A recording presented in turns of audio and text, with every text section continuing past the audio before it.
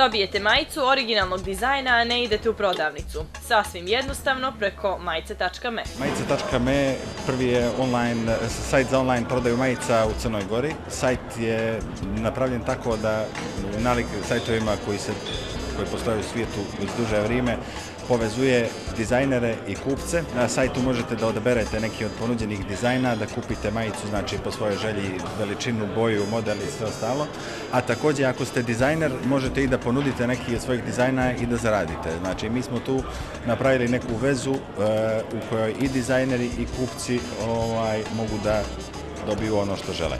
Dizajneri majica su uglavnom iz Crne Gore. Jedan od prvih od osnivanja sajta bio je Milutin Pavićević, programer u kompaniji Domen.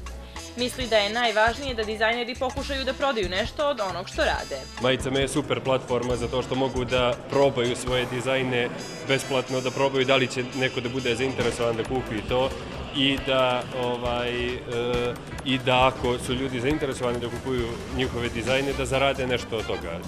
Uglavnom nisu velike pare, ali je super platforma da ljudi testiraju što se ljudima sviđa, a što se ne sviđa. Milutina svi znaju i po originalnom blogu Operacija Derište. Na majica.me njegovi modeli nose likove kao što su Njegoš i glumci serije Big Bang Theory. Ne objašnjava odakle inspiracija za dizajn. Zavisi od trenutnog raspoloženja. Dizajnom se bavim odavno. Ne postoji neka formula, bar kod mene. Dakle, svi koji imaju ideju kako bi dizajnirali majicu mogu da se oprobaju. Njihovo je samo da postave svoj dizajn, ekipa sa našeg sajta odobri te dizajne, postavi i ukoliko neko kupi njihovu majicu, znači majicu s njihovim dizajnom, oni i zarade od toga. Zarada nije toliko velika koliko je dobar input, informacija o tome da li se neki dizajn nekome sviđa ili ne. Jednako vrijedi koliko ono što se zaradi, a može i da se zaradi. Ko je vredniji od mene, vjerovatno može i više da zaradi. Majica.me postoji već 4 godine i ima veliki broj posjetilaca, ali i dizajnera. Majicu koja vam se dopadne možete platiti karticom ili pouzećem. Već u samom početku imali smo vrlo dobar odziv ljudi.